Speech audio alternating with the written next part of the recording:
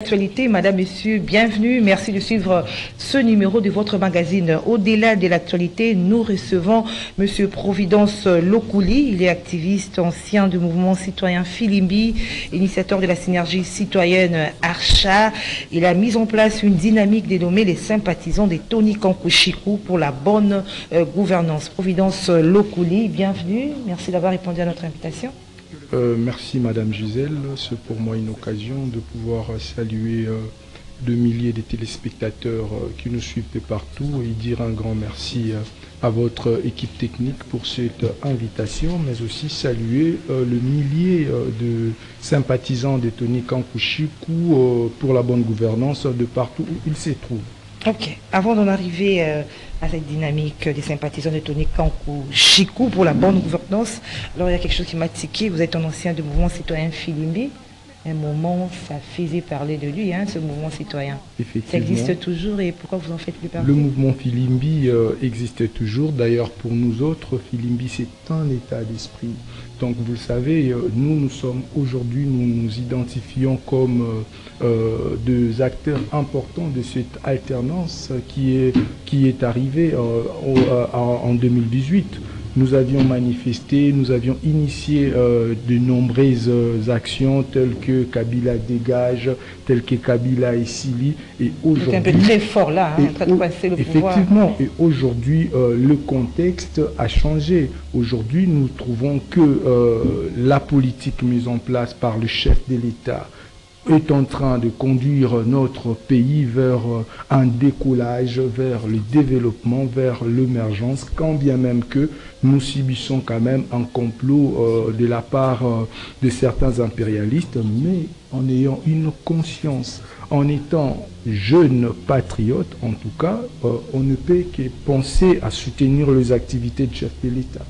C'est-à-dire quoi? C'est-à-dire qu'il n'y a pas de faille du chef de l'État, il n'y a plus rien à réclamer, rien à Madame, vous le savez, on ne peut pas dire que les actions que mène le chef de l'État est parfaite.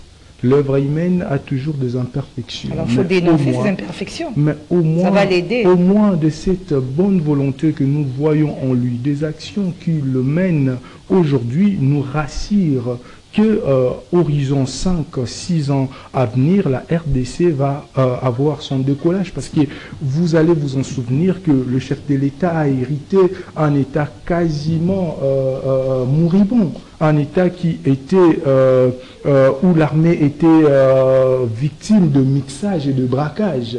Le chef de l'État a hérité un État qui avait un budget de moins de 5 milliards de dollars. Le chef de l'État a hérité un État qui n'avait pas suffisamment de kilomètres de route construites. Mais aujourd'hui, avec le chef de l'État, rien qu'avec ce prouesse, dans 5 ans, nous avions au moins, avec le chef de l'État, une réalisation de plus de 30 000 kilomètres construite dans 5 ans. Le chef de l'État aujourd'hui a quadruplé le budget de l'État. Aujourd'hui, là où le 18 ans passé du régime Kabila, auquel, avec le mouvement citoyen Filimbi, nous avions largement dénoncé la mégestion, nous avions dénoncé tout ce qu'il y avait comme précarité, tout état d'esprit de ce qu'on appelle l'oligarchie. Mais aujourd'hui, avec le chef de l'État, aujourd'hui avec le chef de l'État, nous vivons quand même un vent nouveau. Le pays a un budget qui est consistant et d'ici 2025, nous aurons certainement un budget encore plus meilleur, plus costaud que ce que nous avons. Donc nous pensons qu'il faudrait avoir le minimum de bon sens pour reconnaître qu'aujourd'hui le Congo n'est plus à l'endroit où il était hier. Hier, alors que nous étions victimes de massacres et de tueries, le régime passé a opté pour le silence. Mais aujourd'hui, avec le chef de l'État, il a opté pour la dénonciation. Dans de grandes tribunes dans le monde, aujourd'hui, on parle de ces massacres et de cet état, je dirais, sanguinaire de M. Kagame. Parlez oui, mais les résultats, les retombées de toutes... Mais le résultat, quand vous dites le résultat, à quoi faites-vous allusion? Parce qu'aujourd'hui, tout le monde le savent que nous faisons face à un complot des impérialistes. Aujourd'hui, l'État congolais est victime du complot rwando-ougandaise. Donc, nous estimons qu'il y a déjà le résultat, le fait que beaucoup d'États les reconnaissent et le fait de comprendre que Monsieur Kagame qui a toujours été escamoté de tous les maux qu'il a toujours fait en République démocratique du Congo, il est reconnu aujourd'hui comme étant l'auteur de massacres. Il est aujourd'hui reconnu comme un sanguinaire. Donc nous estimons que la diplomatie du chef de l'État est payante, madame. Vous n'allez pas me contredire durant les 18 ans passés du régime de la Kabylie. Nous étions incapables de s'acquérir des armes. Vous savez pourquoi? Parce que nous étions sous embargo. Et vous savez pourquoi aujourd'hui nous ne sommes plus sous embargo? Tout simplement parce que le chef de l'État s'est décidé de mettre une diplomatie plus payante qu'avant. Donc aujourd'hui, la RDC n'est plus sous le régime d'embargo, ni ce régime qu'on disait de demande ou encore de préalable quelconque. Donc aujourd'hui, la RDC est en train de retrouver sa souveraineté qui, d'autres temps, a été perdue. Donc voilà. Si je retiens bien, du côté sécuritaire, vous n'avez rien à reprocher au chef de l'État? Non, mais quand bien qu'aujourd'hui on parle de bombardements, malgré qu'il y a la diplomatie agissante, des gens continuent à mourir. Madame, je ne peux pas dire, surtout pas dire qu'on ne peut rien reprocher, mais simplement l'œuvre humaine est imparfaite. Mais nous, aujourd'hui, nous voyons des réalisations énormes. Vous savez, madame, le budget de l'armée, quand vous parlez de la sécurité, aujourd'hui le budget est quasiment à $1 milliard. Cela veut dire que le chef de l'État fournit autant d'efforts pour ça. Parce que vous savez, hier, ou à 18 ans va, à quoi ressemblait le budget de l'armée? Je salue le VPM de la Défense, M. Jean-Pierre Bemba. Donc, ils sont en train de consentir des efforts énormes. Vous savez, c'est un État. C'est d'abord sa souveraineté. Un État, c'est d'abord son intégrité territoriale. Ces deux piliers font partie de principes hérités de ce qu'on appelle le système westphalien. Et le système westphalien, c'est le système d'ailleurs mère ou le système, je dirais, primitif, existentiel d'un État. Donc aujourd'hui, notre souveraineté, notre intégrité territoriale a tant été menacée, mais avec le chef de l'État, aujourd'hui, nous retrouvons quand même notre souveraineté, c'est-à-dire devenir maître de notre destin. Aujourd'hui, notre intégrité territoriale, qui a toujours été torpillée de temps à autre, aujourd'hui, nous apprenons aux gens, nous apprenons aux autres États de respecter l'intégrité territoriale de la République démocratique du Congo. Nous allons leur imposer, nous allons leur imposer à le respecter. Sur le plan sécuritaire. Donc, Madame Gisèle, laissez-moi vous dire que nous sommes dans un bon chemin avec le président de la République et surtout que nous, les jeunes, j'en appelle à la conscience collective. Vous savez, aujourd'hui, beaucoup de gens sont dans la conspiration contre la République démocratique du Congo. Les impérialistes vont chercher en ce moment à financer certains mouvements, à créer certaines zones de tension, pour ceci, pour cela, parce qu'ils veulent à tout prix balkaniser notre pays. Ils savent que derrière le désordre, derrière la guerre, derrière la division, et ils auront suffisamment le temps de torpiller ou encore d'extorquer nos richesses. Et alors, nous qui sommes conscients, nous, ces jeunes-là, qui sommes dynamiques, nous surtout qui avions milité pour l'alternance pacifique au sommet de l'État, nous n'allons pas croiser les bras. Raison pour laquelle nous s'identifions aujourd'hui sous le leadership de Tony Kankushiku, qui est le haut représentant chef de l'État, à qui nous croyons en son leadership, à qui nous estimons que le leadership est rassurant. Et j'en appelle à l'ensemble de la jeunesse congolaise de ne pas se laisser et ni de tomber dans le piège de l'ennemi, parce que l'ennemi veut à tout prix mettre des questions ou encore évoquer des sujets qui va essayer de diviser l'ensemble ou mettre en mal la cohésion nationale. Mais nous qui sommes des grands esprits, nous autres qui savions quand même c'est à quoi le chef de l'État est en train de faire face et que l'attitude que le chef de l'État adopte face aux enjeux de l'heure, je dis que nous avons mille raisons de soutenir le chef de l'État ensemble avec la dynamique Tony Kankou-Chikou pour la bonne gouvernance. Vous avez vanté les budgets, c'est-à-dire que vous avez dit des efforts fournis par le chef de l'État. Il a hérité de quelque chose en 5 ans. Ce qu'il a apporté, du point de vue positif. Alors, les sociales, là, ça vous dit rien? Lorsqu'on voit aujourd'hui, il y a des problèmes, difficultés de transport, électricité, chacun a son prix, il y a du chantage pour la course, donc, de multiples problèmes du social. Merci là, beaucoup. Ça ne dérange pas, parce que vous êtes face à une population qui souffre. Merci beaucoup, Madame Gisèle. Vous savez, moi, je suis socialiste. Moi, je crois à la redistribution équitable du revenu. Moi, je crois à l'égalité. Et c'est aussi ce que prône notre mentor, Tony Kankou-Chikou. Vous savez, le chef de l'État... Mais c'est pas la réalité. S'il vous plaît, je vais en arriver. Madame, vous savez, le chef de l'État a hérité un État où le social était quasiment parfait. Mais il a passé 5 ans, qu'est-ce qu'il a fait? S'il vous plaît, madame, je vais vous citer le prouesse de chef de l'État dans 5 ans. Vous savez, dans 5 ans, le chef de l'État est venu. Comment est-ce qu'il a trouvé des hôpitaux de référence? Parce que quand on parle de social, c'est d'abord la santé, c'est le logement, c'est l'emploi. C'est ça, le social, c'est l'état des routes, c'est les infrastructures. À quel état le chef de l'État a trouvé des hôpitaux de référence?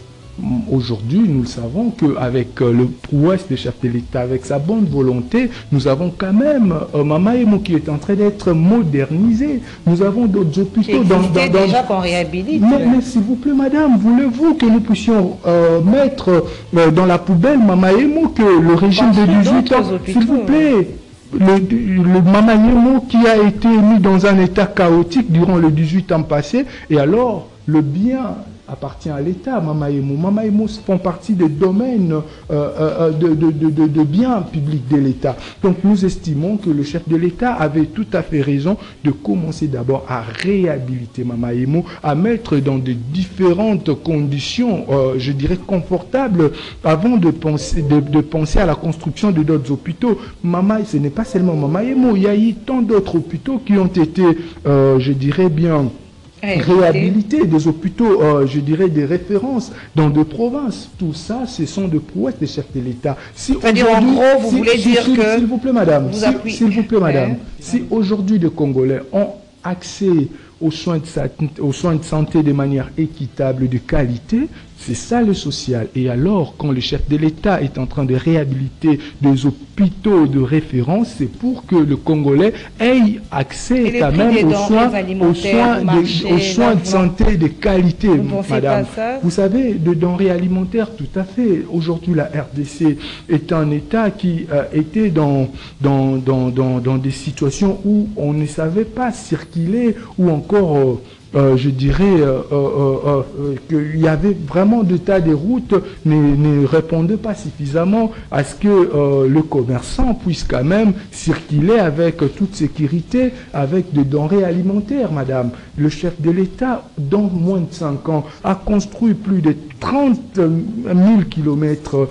Tout cela pour permettre quand même que le denrée alimentaire puisse circuler en toute sécurité. Et moi, je vous rassure, dans les jours à venir, vous verrez le prix. C'est une promesse. Non, mais la réalisation du chef de l'État est que 30 000 kilomètres de routes ont été construites. C'est une réalisation, ce n'est pas une promesse. Mais moi, je vous dis, à ce qui concerne les denrées alimentaires... On attend à ce que le prix de bien baisse. Madame, je vous rassure, dans les jours qui viennent, je serai dans ces plateaux pour vous dire, madame, voilà le résultat des 30 000 kilomètres construits par le chef de l'État. Cela va imposer à ce que qu'il y ait suffisamment de circulation de denrées alimentaires dans le marché commercial. Madame. Providence Lokouli, vous avez mis en place une dynamique de nommer les sympathisants de Tony Kankou-Chikou pour la bonne gouvernance. Nous savons que Tony Kankou est haut représentant des chefs de l'État.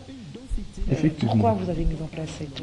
Madame, vous le savez bien, je dirais, c'est d'abord une dynamique que pas moi, Providence, individuellement, qui l'a mise en place. C'est quand même un résultat d'ensemble de jeunes issus de la société civile, c'est-à-dire de jeunes activistes et non activistes, de citoyens congolais et des élites jeunes qui veulent migrer en politique, mais il fallait un modèle.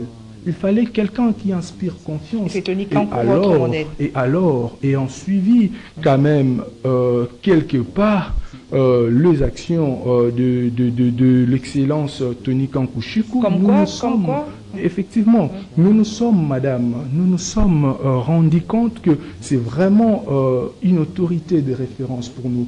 En ce qui concerne M. Tony Kankou aujourd'hui, c'est un modèle pour nous. Pourquoi nous disons modèle? De manière subjective, M. Tony Kankou prône quand même ce qu'on appelle l'idéologie socialiste et nous en sommes aussi des socialistes. M. Tony Kankou Chikou prône la démocratie parce qu'il est démocrate, nous en sommes aussi démocrates. Mais au-delà de ça, Madame Gisèle, vous savez que la jeunesse, par moment, a été victime ou est victime de marginalisation. Mais avec Tony Kankou, ce n'est pas le cas. Auprès de lui, nous sommes rassurés quand même dans le leadership d'encadrement, d'orientation et aussi de formation. Mais surtout, madame, celui de propulser les jeunes. Et alors, en étant jeune, tout jeune qui aspire à réussir, tout jeune qui aspire à la réussite, tout jeune qui veut contribuer quand même au développement de son pays, ne peut que se référer à un leadership fort, aussi rassurant, comme celui de Tony Kankou. C'est pas du Djalé, raison pour laquelle... Non, mais pourquoi faire... Si on me pose une question aujourd'hui, pourquoi vous soutenez concrètement, vous direz quoi? Voilà pourquoi je vous ai répondu, madame. Aspect idéologique, il est socialiste, nous le sommes, madame. Monsieur Tony Kankou, il est démocrate, nous le sommes, madame. Au-delà de ça, monsieur Tony Kankou inspire un leadership d'encadrement, d'orientation, mais aussi celui de propulser des jeunes. Et alors, pourquoi ne pas se référer à lui? Parce que nous aspirons à un Congo plus fort, à un Congo auquel le millier de jeunes vont se retrouver au milieu, un Congo auquel de jeunes vont quand même avoir une place considérable dans la prise des décisions. Donc nous estimons que nous avons quand même ce devoir de faire le choix qui est idéal pour nous. Et ce choix idéal, c'est se référer au leadership de Tony Kankou. Et vous faites quoi au sein de cette dynamique? Au sein de recrutez des jeunes pour suivre son modèle? Effectivement, nous sommes déjà des jeunes. Nous sommes un groupe de jeunes qui existe déjà, un groupe de jeunes qui, ici de l'activisme, ici de la société civile, qui veulent migrer en politique. Auprès de Tony Kankou, nous prenons effectivement de valeurs qu'il prône lui aussi, de valeurs socialistes et de valeurs démocrates. Donc nous prenons de valeurs, mais étant une dynamique ou encore un groupe de jeunes, nous prenons effectivement le rajeunissement qualitatif de la classe politique. Donc nous sommes auprès de notre autorité de référence qui est la personne de Tony Kankou Chikou. C'est-à-dire nous menons des actions pour promouvoir effectivement les actions de chef de l'État, nous soutenons le chef de l'État, autant que notre modèle ou encore notre autorité de référence l'est fait auprès du chef de l'État. Pas un soutien aveugle, hein? Non, mais nous sommes... Pas, Madame Gisèle, celui qui vous parle, c'est Providence Lokouli. Ceux qui nous suivent savent qui est Providence Lokouli. Vous avez quand même essayé d'étaler la trajectoire de Providence Lokouli. Quelqu'un qui est ici du mouvement citoyen Filimbi. Quelqu'un qui est initiateur de la synergie citoyenne Archa. Beaucoup qui nous suivent le savent, Providence ne s'engage pas de manière à l'aveuglette. Non, Providence Lokouli s'engage quand il y a l'objectivité. Et l'objectivité aujourd'hui, c'est soutenir le chef de l'État. Ce n'est pas conspirer contre la République, comme nombreux l'ont décidé. Ce n'est pas chercher à courir derrière les impérialistes, comme nombreux le font. Aujourd'hui, l'idéal ou l'objectivité, c'est soutenir en tout cas les institutions de la République. Aujourd'hui, l'idéal, c'est aussi opter pour la cohésion nationale. Et comment ça vous fait lorsque vous voyez vous entendez des gens critiquer la gouvernance actuelle avec le retard de la mise en place du gouvernement, la situation actuelle. Hein. Vous savez, même madame, le bureau de l'Assemblée nationale, ça semble, tout semble être bloqué là. Vous savez, le pays vraiment ne marche pas. Là. Quand vous parlez de blocage, c'est quoi le blocage et c'est où le blocage? Madame, vous savez, par moment, les sages ont toujours été incompris par moment. Vous savez, les gens qui ont vécu sous Socrate, nombreux n'ont pas compris la philosophie de Socrate. Ce n'est qu'après Socrate n'existe ou ne soit sur cette terre que beaucoup ont cherché à comprendre qui était Socrate. Rien ne bloque actuellement. Vous savez, il fallait l'installation. S'il vous plaît, madame. S'il vous plaît, madame, vous êtes en face d'un publiciste et politologue de formation. Donc, laissez-moi vous dire que le gouvernement, oui, pouvait bel et bien être publié, mais ce gouvernement devrait quand même être investi. Ce gouvernement doit, pour avoir le cutis, il doit être investi. Justement, même là, l'Assemblée nationale, tout est bloqué. Non, investi où? Par le bureau définitif. Et alors, donc, le chef de l'État, je crois qu'il a jugé mieux d'entendre qu'il y ait quand même l'installation définitive. Parce que si jamais le chef de l'État a publié un nouveau gouvernement, le Congolais ou encore les institutions auraient devoir de pouvoir sécuriser encore ces nouveaux ministres, quand bien même qu'ils ne seront pas investis. Donc ça serait peut-être aussi un poids pour la République. Et alors, pourquoi ne pas opter pour l'attente? Moi, je pense qu'en ce moment, nous sommes dans une étape d'optimisation. C'est-à-dire, on est en train de faire une sélection. Et cette sélection va être qualitative, croyez-moi. Le nouveau gouvernement sera un gouvernement qui viendra... S'il vous plaît, madame, ce gouvernement, ça sera un gouvernement de robustes, un gouvernement de citoyens qui viendront certainement... On a parlé de warriors, aujourd'hui des robustes, vous pouvez se dire un autre mot. Un gouvernement de robustes qui viendront certainement mener des actions pour atteindre le consentement de la population ou les attentes de la population. Qu'est-ce qui vous rassure? Mais effectivement, ce qui me rassure, c'est le prouesse du 50 chef de l'État de 2018 en 2023. Ce qui me rassure, le fait de voir le président de la République avoir un second mandat. Parce que vous le savez, je me suis dit que le chef de l'État a tellement de la volonté pour redresser ce pays, a tellement de la détermination pour que les choses changent dans ce pays. Et alors pour moi, ce sont des gages. Mais nous palpons, madame. Aujourd'hui, Monsieur Providence, s'il vous plaît, madame. Est-ce que votre bourse va au marché? Est-ce qu'il voit comment est-ce que... Mais madame, laissez-moi vous dire que l'inflation existe, je dois le reconnaître. Mais aujourd'hui, madame, le salaire de fonctionnaires ont été quadruplés, madame. Ce ne sont pas de prouesse, ça. Ils vous suivent, hein, ces fonctionnaires. Mais je vous dis, madame, jeu de frères fonctionnaires. Aujourd'hui, de salaires de fonctionnaires ont été quadruplés.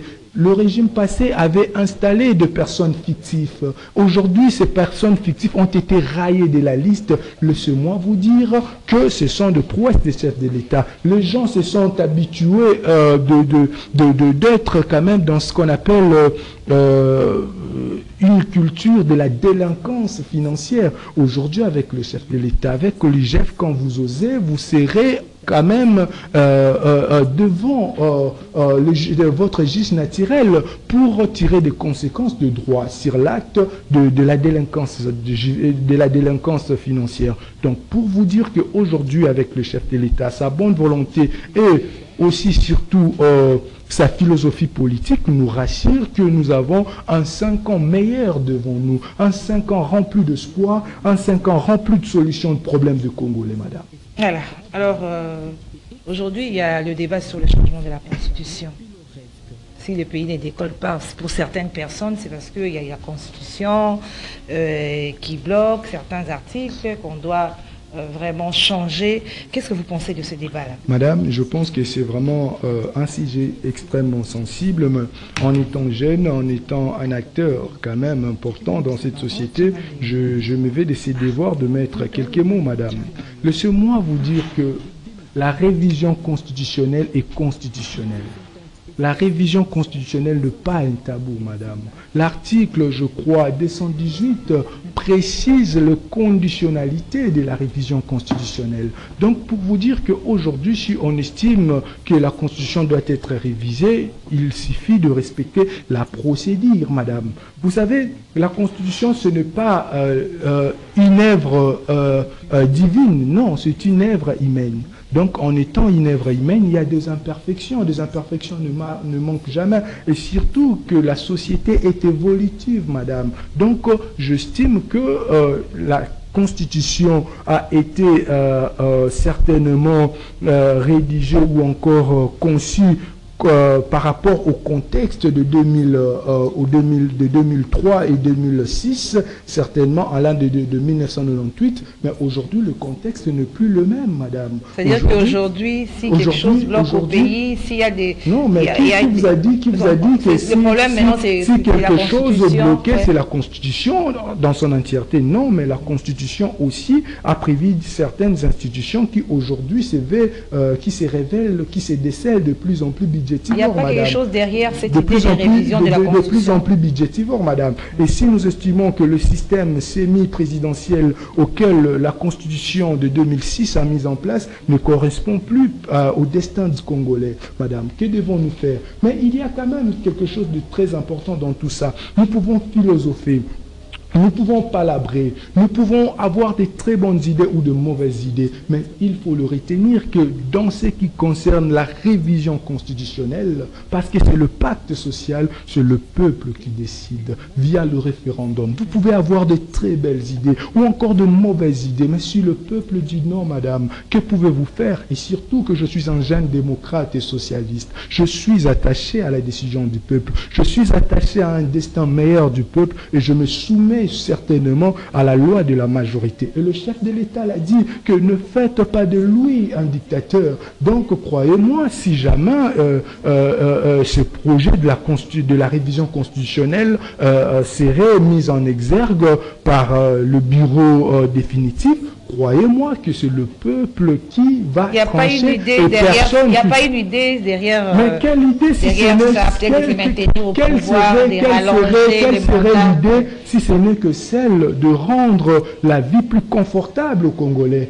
si ce n'est que de renforcer l'efficacité. Donc c'est la Constitution s'il qui vous plaît, empêche madame, de rendre la vie quelle serait confortable. l'idée si ce n'est que de rendre plus conforme ou efficace le fonctionnement de nos institutions, de rendre moins budgétivore nos institutions. Donc, madame, moi je pense qu'aujourd'hui, il faut quitter dans ces débats de préjugés, de ces débats de bas esprit, ou encore ces débats de procès d'intention. Moi je pense que le Congo aujourd'hui a besoin certainement de choses qui vont leur ramener vers un destin meilleur. Et nous faisons confiance au chef de l'État, l'homme de plus de 73% de suffrage universel, sur qui la majorité et du peuple congolais ont été attribués. Et je pense que c'est avec lui que nous comptons un destin plus meilleur, madame. Mais l'opposition continue à rejeter ces élections. Oh, madame, l'opposition, madame, j'ai beaucoup de respect pour les opposants, moi. J'ai beaucoup de respect parce que je suis ici de la société civile. Moi, je ne suis pas quelqu'un qui divise, madame. Mais vous le savez, nous sommes dessus aujourd'hui le comportement de certains opposants. Les opposants d'aujourd'hui qui sont en train de conspirer contre la République, madame. Il y en a ceux-là qui ont bâti campagne, madame. Ce qui m'a fait encore mal à mon état d'activiste et à mon état de patriote. Nombreux ont été incapables de dire que Paul Kagame et les sanguinaires, nombreux durant leur campagne ont été incapables de dire que nous sommes agressés par le Rwanda et le Ouganda. Et ça mettra fin à la guerre. Si vous dites ça, et ça va faire taire les armes. Nous comprenons combien est-ce qu'ils sont attachés à nos agresseurs, combien est-ce qu'ils jouent le jeu des impérialistes. Donc, madame, j'ai beaucoup de respect pour les opposants. Les opposants ont leur rôle qui est garanti dans la Constitution et moi, personnellement, je le respecte, mais les opposants doivent savoir aussi, il y a un président élu qui a un mandat de 5 ans, qui a obtenu plus de 73% des suffrages de Congolais et ils doivent se soumettre. Merci. Alors, nous revenons sur votre dynamique. Les sympathisants de Tony Kankou Choukou Chico, hein, pour la bonne gouvernance. Alors, qu'est-ce que le pays doit attendre de vous par rapport à cette dynamique? Parce que vous êtes des jeunes, vous vous réunissez pour un modèle que vous trouvez un bon modèle. Qu'est-ce que le pays peut attendre de vous à travers cette dynamique? Merci beaucoup, madame. Nous sommes là, durant ces 5 ans, déterminés à soutenir le chef de l'État. Et durant ces 5 ans... À ne pas revenir sur les erreurs du passé. S'il vous plaît, madame. Parce que lui-même, il a reconnu qu'il a eu des erreurs que vous ignorez. S'il vous plaît, madame. Durant ces 5 ans, nous avons quand même de projets de renforcement de liens entre la réalisation du chef de l'État et la population. Parce que aujourd'hui, vous le savez que nombreux palpent ou encore vivent le prouesse du chef de l'État, mais sans pour autant les savoir ou le reconnaître. Et alors, nous allons mettre en place un cadre de mobilisation et de communication sur la réalisation du chef de l'État. Et nous irons quand même dans une politique sectorielle, c'est-à-dire secteur par secteur, au moment opportun, quand il y aura un programme gouvernemental. Nous, la dynamique Tony Kankou-Chikou pour la bonne gouvernance, nous serons dans des médias, nous serons sur terrain pour parler de réalisation gouvernementale sectorielle, c'est-à-dire secteur par secteur, madame. Donc, ce cadre... Vous allez seulement parler des réalisations. De projets, de ces réalisations, madame. Donc, pas des propositions par rapport à ce qui ne marche pas. Soyez apaisés. Donc, déjà, notre apport sera beaucoup plus, je dirais, penché sur le projet qui sont des idées ou de programmes gouvernementales, mais aussi des réalisations, c'est-à-dire du concret, c'est que le gouvernement a pu réaliser. Donc, nous sommes déterminés en étant jeunes de renforcer encore ce lien qui existe entre le chef de l'État et la population au moyen de ses actions, au moyen de communiquer efficacement et sur ces actions, de rassembler et de mobiliser encore l'ensemble des citoyens autour du changement et autour de prouesses et des actions du chef de l'État. Voilà. Merci, Monsieur Providence Lokouli. Je rappelle que vous êtes un activiste ancien du mouvement citoyen Filimbi et initiateur de la synergie citoyenne Archa. Et vous avez mis en place une dynamique dénommée les sympathisants de Tony Kankou-Chikou pour la bonne gouvernance. Merci beaucoup, madame. Vous êtes invité de l'État de l'actualité. Le magazine est fini. Merci beaucoup, madame. En tout cas, je suis très flatté de passer aujourd'hui et je suis surtout fier de ces concepts de votre mission. Mais surtout, un mot de la fin serait celui de dire à l'ensemble du peuple congolais d'être mobilisé autour des actions que mènent les chefs de l'État. Que nous soyons mobilisés, concentrés autour des actions et de la vision du chef de l'État, parce que le destin de notre pays en dépend et nous avons devant nous un 5 ans de bonheur, un 5 ans de rempli de solutions de problèmes des Congolais. Nous avons devant nous avec le chef de l'État un 5 ans rempli de réalisation. Merci, voilà, madame. Merci à vous. Merci à vous, fidèles téléspectateurs du magazine Au-delà de l'actualité. Nous nous retrouvons au prochain numéro. Au revoir. Au revoir.